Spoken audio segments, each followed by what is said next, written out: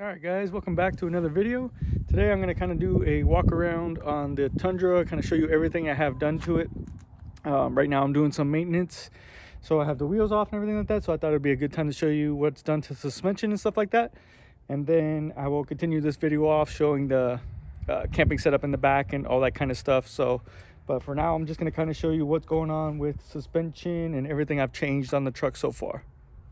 All right, so starting with the front here, I went with a power stop brake kit. I did this when I first got the truck because I wanted to have the brakes all done when I first got it. I did the timing belt and everything like that, so I didn't really do much research yet, but I wish I would have, because for only a little bit more money I probably could have done the big brake kit that they do from like the GX 460s and stuff like that. Just give it a little bit better braking power and stuff like that, so that would have been a little bit better. Let me kind of show you what's going on the inside here. And then so for front shocks, I am running the Bilstein 6112s, and I am loving them so far. They ride really good. They are the 650-pound spring rates on there. If I ever do a front bumper or something like that, then I would probably bump it up to the 700s, but right now it rides really good how it is. And then I went with the Freedom Off-Road upper control arms. So I pretty much cut out everything that was in here because it was all kind of rusty and stuff like that. So basically new upper control arms, new lower control arms. They are the, I can't remember which ones I went with, but it's basically like the stock replacements, either the Moog or Mevotech, I forget which ones. So far they've been doing okay, so that's not bad. And then sway bar links, I went with the Suspension Max sway bar links extended, so I can keep running the sway bar, which is good because I ran it for a little while without it, but with the 650-pound springs in the front, stuff like that, there was quite a bit of sway, so I put it back on and it rides good again. So, and then the last thing I just done recently was I got some new front wheel bearings and hubs done from a guy named Jim Smola. I forget how you pronounce his last name, but he's real big on the forums and Facebook pages and stuff like that. He's the one that actually will machine out the new calipers so you can run those bigger brakes and stuff like that. I realized that he was only about 2 hours away from me, and so basically what he will do is if you send him the parts for the new bearings, wheel bearings and hubs and stuff like that, he has control arms or spindles, and he basically will rebuild you a new set of spindles. If you're close by to him, he will help you put them on, and so he installed these for me, and it took less than 2 hours, which was awesome. But he also will gusset them too, so we had him do the gussets. The gussets look nice and clean. They are beefy, and they make the spindles a little bit stronger. So, because normally your spindle is just this skinny piece here, skinny piece up here, and then it goes into the ring that holds the upper control arm. And so he gussets all around this ring also, because he told me that not only is this piece kind of weak since it's so skinny, but the ring on top will actually crack in some cases and stuff like that. And then if that cracks, basically boom, you're going straightforward and catastrophic failure basically. So he welded all around there and connected that, so now these are nice and strong. So I was getting kind of like a humming sound, and I couldn't tell if it was my tires or if it was the actual wheel bearings. On the maintenance that I looked up for the truck, it never said that any of the wheel bearings, I don't believe, were done. So they had almost 200,000 miles on them, so it was time for them to get done anyway. So we went ahead and did that. It did get rid of a lot of the humming. There is still a little bit, so the tires are still humming up a little bit, but it cleared up a lot, so that's pretty good. That was a pretty good investment right there. And in a second I will move on to the back, but let me kind of show you what we are running for the wheels and tires. So I am running the Vision Nemesis wheels. They are a 17x9 with a -12 offset. And again, on the later part of the walk around, I'll show you what they actually look like on the actual truck themselves, like the fitment and stuff like that. And we are running the Kenda Cleaver RTs in a 285/70/17, which I love these tires. They look super aggressive, but they are pretty aggressive. So they are an RT, but if you look, there's quite a bit of spacing throughout here. So they do, I had a set on my Tacoma, and they seemed like they were pretty quiet, but the set that I have run on here, quite a bit of tire noise. So in the future, I think I may run a different set, especially if I'm daily driving this thing most of the time. that will be a little bit quiet. I am rotating them all right now. That's why I kind of have them all up and I have everything off. So I'm hoping maybe a rotation will help quiet them down maybe a little bit too. But I really like the wheel and tire setup though. Looks really good on the truck. And with that -12, it kind of sits nice and flush with the wheel well there. But again, I'll show you that a little bit later. Let's move on to the rear. So in the rear, I am just really trying to adjust my rear brakes today. That's why I have this off, but I have some new e-brake levers that I got, put it on, and I actually swapped out my whole rear axle for a nice brand new used, but a lot fresher rear axle. My other one was all rusty and stuff like that. All right, so here's the old one. The old axle, you can tell, starting to leak through here, and you can see it's really rusted really bad.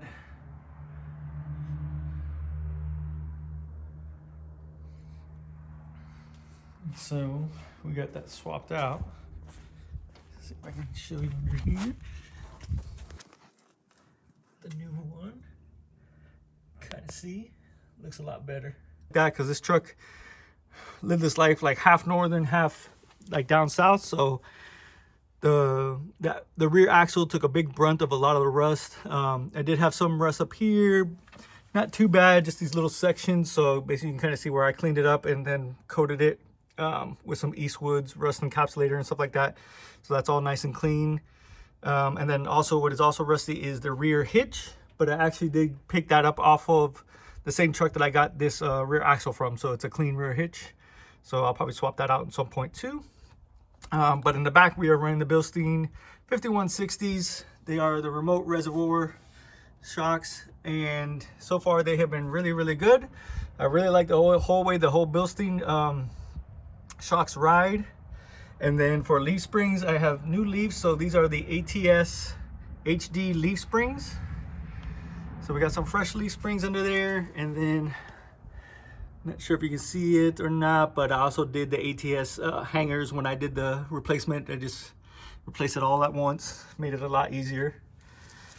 So that's what's going on in the rear.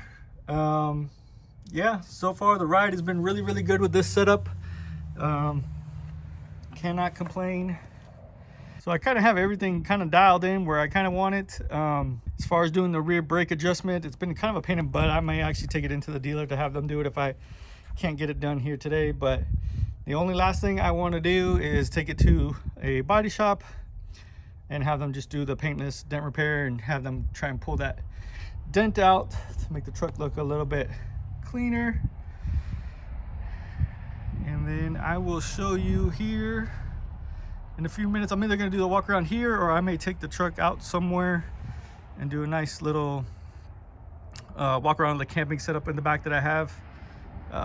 That's not in my front yard here. So, but yeah, that's what's going on with the whole suspension on the truck so far. All right, guys, welcome back. So it's been a couple weeks since I started doing the first part of the walk around. I was hoping to finish up the walk around video doing like a camping video so I can show you the whole back setup and everything like that, but I just haven't been able to get out between work, family stuff, weather. Just had a big old snowstorm coming here. It was pretty cool, but with work and all that stuff, I wasn't able to get out. So I'm just gonna go ahead and finish up the walk around now and kind of show you how it is. And in the next video, I will be out camping and I'll kind of show you what the whole back setup looks like when it's fully set up for camping and all that kind of stuff. But for now, I'm gonna take you on the inside, kind of show you what's done on the inside of the Tundra, and then I'll show you kind of the back for the camping setup. All right, so on the inside, because I have done a walk around video before, this is a limited, so it does have the leather seats in it, which are pretty nice and in pretty good shape. They do have just one little tear right there, which a lot of them end up tearing there. But on the inside, I did replace the front and rear speakers because they were kind of all blown out. I put in just some cheap, I think Sound Ordnance was the brand of them. I just wanted something cheap and that I knew would kind of sound okay with the head unit, because the head unit I put on there was just a Boss, and it is the 9-inch, and it's like a free floating head unit, and it's okay for the Tundra. Nothing real too special about it, but it does work. and it gives you the larger screen. And so like if I'm actually, it's got Apple CarPlay and stuff like that, so if I got my phone connected to it using Gaia Maps or anything like that, I can see it on a bigger screen, which is kind of nice. I just got a suction cup mount for the phone, a bunch of chargers and stuff like that. This thing has chargers everywhere, so I got a charger here. This thing's got 2 other cigarette chargers over there. But let me take you to the back here. So in the back I have the seats pulled out, and it's pretty easy to remove the seats in here, which is cool. So it's basically just these bolts here on each side. There's about 4 here and 4 there that hold on these sides, and then they just kind of clip into the back here. So you kind of lean them forward on both of them, and you can just yank them out, and it comes out pretty easy. So I always keep kind of my tools in here. So that's got a box of tools. I got some more tools in here, box of rags. What's cool about the Tundra is it does have these little compartments here underneath. So you can basically store some stuff underneath here. I just have a wheel spacer in there because the spare that I do carry with me is the set that I used to have on here. And in case I have to put it on the front to clear the control arms, I'll need the, the wheel spacer. But I plan on eventually probably getting a regular full-size wheel matching to what I got. But this has a lot of space, which is cool. So I got stuff in here. I got a battery jump pack in that side, and then usually I'm running my fridge in here full time, just to bring to work and stuff like that. So I keep my lunch in it. After the gym, I'll keep my protein shakes and stuff like that in there, which is nice. But these would be leather seats back here too, which I have. But this makes for a lot of storage, since I don't really have anybody that's gonna be sitting back here really too often at all. So this gives me a lot of room to basically run my fridge and run my battery pack and stuff like that. And then when I do go camping, it gives me a lot of room to put, some firewood in here inside the box and other stuff that I don't necessarily need to have in the back full time. So now we'll go to the back. All right, so now we'll go to the back. The camper topper that's on here is an ARE. It is I believe it's an MX series, which I'll show you the difference on here in the back. And it does have the slider windows with the screens. I do need to replace the screens on them. They're kind of all old and beat up and got some holes in them. But this is the MX series, so this one has the door in the center, gets rid of your tailgate, and so you can access inside here by basically just opening the door. And then you can crawl in here or just reach in here if you have to grab anything. But then also this whole back door does also raise up also. So that raises all the way up, and it gives you full access to the bed, which is nice. I think it's pretty cool because I basically have 2 ways of entering. So once I get to camp and I have everything set up, I can have this closed, and basically once everything's set up, then I can just crawl into the camper through this door and stuff like that. Because if I'm out cold weather camping, I put in this hole here, and there's a little cap, and I can basically run my diesel heater straight vented into the camper and leave it outside. So once that's in there, then I can leave the big door shut, and then I can access the camper through the door here. So that's a nice feature. So we'll open this back up again. And so in here, I basically just have a wood platform. This is actually from my Tacoma build. I just kept it, never got rid of it. So, and I just happen to be able to reuse it now. So it's based out of, made out of 3/4 inch wood. It's got some outdoor carpeted on it, and it's got some legs going through all 4 corners basically. It's a supports in the middle so it doesn't bow down any. And then this is also what I used when I was camping in the Tacoma. It's a 4-inch trifold like memory foam mattress, which is super comfortable. I love this mattress. It is so comfortable to be sleeping on this in here. And then inside, you can see I have some of these light mounts stuck on here. I did have one over there, but it fell, and I do have one here, and those are for, I'll kind of show you in here, inside this little plastic cubby I keep in here. I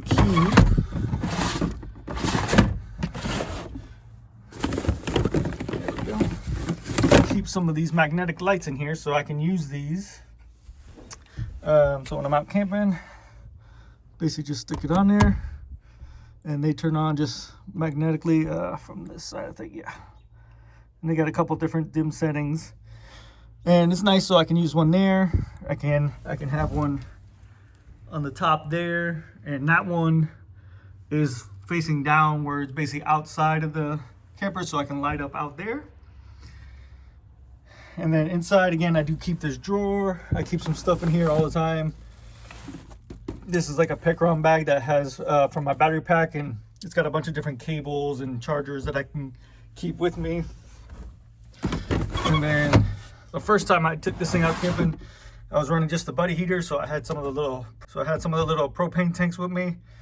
I have a little fan in there. It's a USB fan. And then the bottom one, I don't have anything just because of the way I have it strapped around. But if I do need more storage or something like that, I'll figure out another way to hold it. But that bungee basically holds it there pretty good. Like, I haven't had that thing pull away or anything like that. This camper has the front full window, which also comes down, so I can unlock it. I can get access to the front if I want to. And then the Tundra also has the full rear window that goes down. So if I ever, for whatever reason, need to keep it open or do something, I could do that and gain access. But it also lets me clean the back window if I have to, which is nice. So these lights will basically stay in there. And again, these have these screens. I got a piece of this because I was kind of like messing around with how I'm going to mount up the Reflectix. So I have a bunch of Reflectix underneath the bed here, and I have enough to cover all the windows. So when I'm in here camping, I can cover it up for a little bit of insulation and privacy. And then while I'm in here, normally I do carry the fridge in here, but I think I'm going to start leaving it in the back of the truck where I showed you before, and just leaving this space just for extra room. And I'll kind of show you what I bring with me when I go on my normal camping trips and stuff like that next time I'm out. This is that Reflectix. I have a lot of room underneath the bed, so I'll show you down here. I keep my recovery boards under here for now, which is nice because they're out of the way. And if they get dirty or do anything like that, I don't have a bed rug. I wish I did, but they don't make them for these trucks anymore. But since it's a regular bed, if they get dirty, I can just slide them back in there and no big deal, they're underneath the bed. So yeah, so that's pretty much the setup. And honestly, I really like, I really don't know whether I like this better than even the GFC, which is crazy because that's an $8,000 camper. This is a camper that just came on the truck, but for noise level when you're camping, you know, this is very sealed up in here.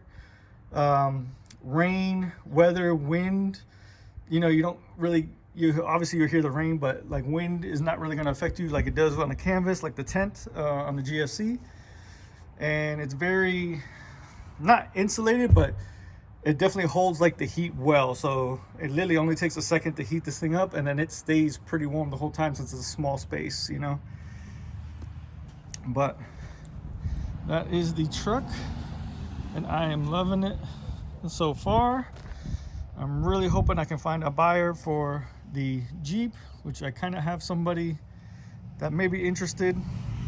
So we'll see what happens with that, and then I can run this thing full time, and we'll continue on the build on this, because I really would like to do front and rear bumpers on this thing if I'm going to keep it full time, and also maybe add a locker in the future. And then I think in the previous day when I was doing the video, I think I was talking about the tires. I did end up rotating them that day, and they did get quite a bit quieter since I did rotate them, so that's pretty nice. So these tires, I definitely love these tires. They've been holding up well. They look great, very aggressive. And then the last week that we had a bunch of snow here and ice and all that stuff, I was basically daily driving this thing the whole time, and it did great. So it did great in the snow, and tires did good in the ice and all that kind of stuff. So I'm very happy with the Tundra. I really like this truck a lot. So hopefully we can keep this one around as a full-time build. And if I can get rid of that Jeep, then we might buy something cheap as a daily, so we can run this thing and build it for some longer, hopefully, camping trips. All right, but anyway, guys, I'm gonna end the video here.